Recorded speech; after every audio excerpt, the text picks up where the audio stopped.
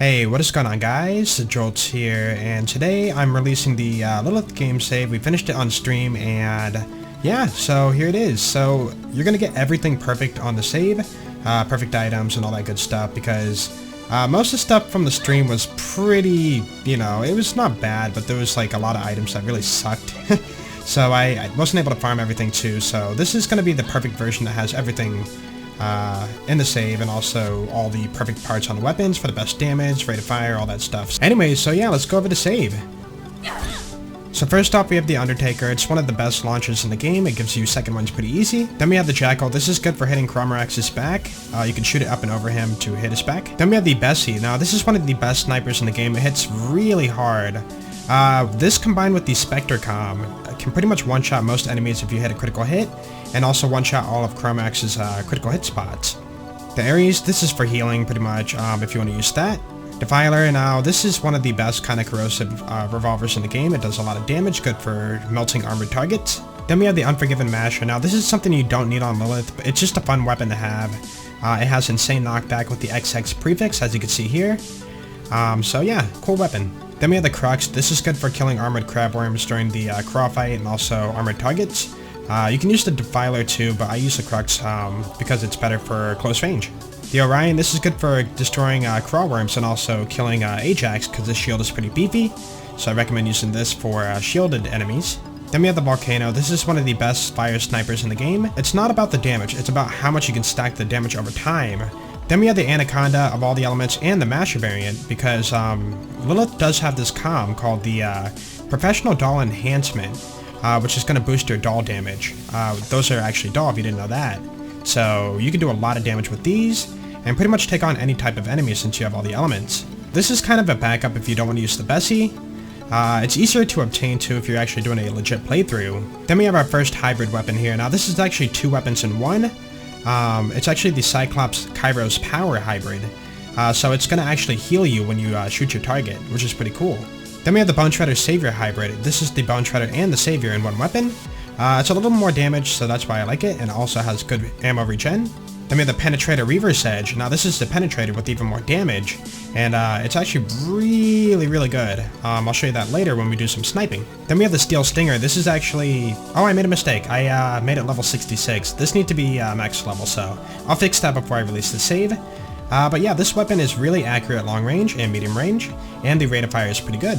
Then we have the Leviathan. This is good for shooting Cross back. You can shoot it up and over him on the ledge glitch, and it's easy to kill his back.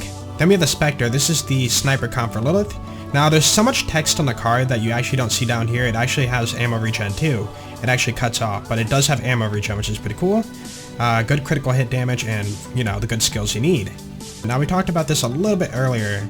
You get extra weapon damage on doll weapons. That also includes the Penetrator if you're doing some sniping. That combined with this or the Anacondas is pretty good. Catalyst, now this is for movement speed if you're doing some farming. You get a kill and activate Intuition, and you'll have plus 9 on there total, which means you're going to be moving really fast. And Defender, this is for regenerating your health. You got plus 4 on Inner Glow, so if you're about to die or whatever, switch over to this, and then use your action skill to regen your health extremely fast. Now this is kind of a cheaty item. You can normally buy a bunch of healing kits in your inventory, but this one actually has a quantity of 1,000, so you can click it once, use it, and you can use it another 999 times. If you don't want to use it, you can just drop it away, but make sure if you do want to use it, you don't drop it and pick it back up, otherwise it'll make it 1. So as soon as I use this, it's going to go down 1, and also it's going to heal me, and I can use it another 999 times. It's basically so I don't clog up my inventory with a bunch of healing kits, because they are pretty useful. Then we have the Rain Grenade. This is also a backup for Crawl's back. You can throw it up and over and hit his back. Then we have the Longbow Explosive. Now there's not a ton of great grenades in this game. This is just for, a little bit of extra damage. And this one's the same one, but a low level, so you can actually grenade jump, so that's pretty cool. The Bouncing Betty, this is good for, if you can lob it under a target, like a crawlworm or something like that, you can actually get all those pellets to hit, and that will do a lot of damage. Then we have the Omega. This is a pearlescent shield. I actually included all the pearl shields because they're all good in different ways.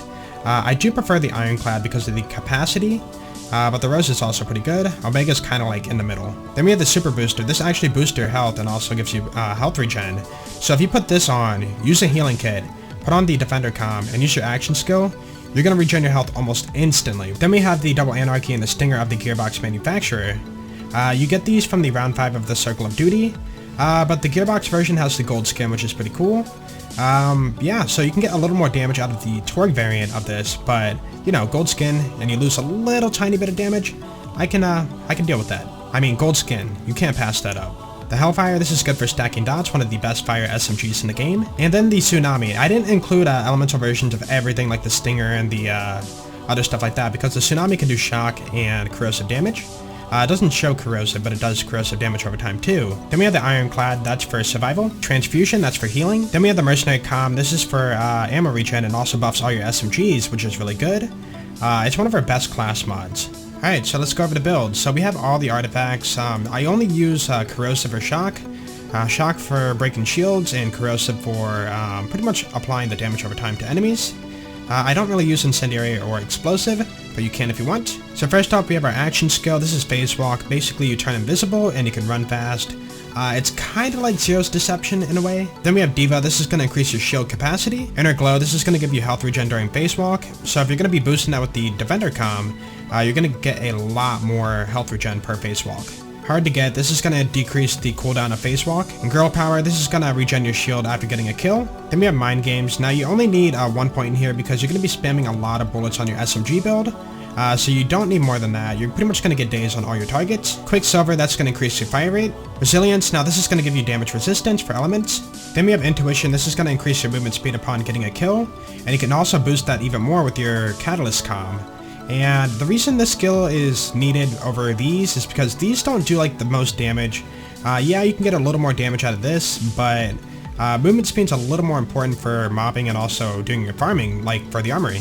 Then we have Phoenix. This is going to apply a fire dot to your enemies if they're near you, and also you save ammo. You have a chance to save ammo, so you can spam even more bullets for even more damage. Slayer, this is going to increase your critical hit damage. Silent Resolve, this is going to give you damage resistance upon exiting phase walk. Enforcer, this is going to give you accuracy and bullet damage upon getting a kill. Then we have Hit and Run, this is for extra melee damage and phase walk duration. The melee damage isn't as important, but the phase walk duration makes it good for getting around. Then we have High Velocity, this is going to increase your bullet velocity and damage. This is good so you don't have to lead your shots on targets at long range. So I recommend it, and also a little more damage, always good. Then we have Blackout. This is going to give you cooldown upon getting kills. You don't really need to max this out because you already have a lot of points and hard to get, so your cooldown's going to be almost instant upon getting kills. And yeah, that's the build. I do also want to mention that you have max proficiency on all your weapons, so you have extra damage, reload speed, accuracy, stability, and stuff like that. Alright, let's cover the SMG build. So this is the Double Anarchy. This is good for close range. Stinger, this is for long range, medium range also. Hellfire, that's for flesh targets. And this is for breaking shields or armor targets. Ironclad's for survival, Transfusion for healing, and the Mercenary Comm for extra damage and regen.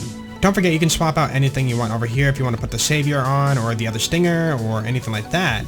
You can swap over. But this is what I use for most of my mobbing. Alright, so I'm going to do a montage kind of showing it off, so yeah, let's do it.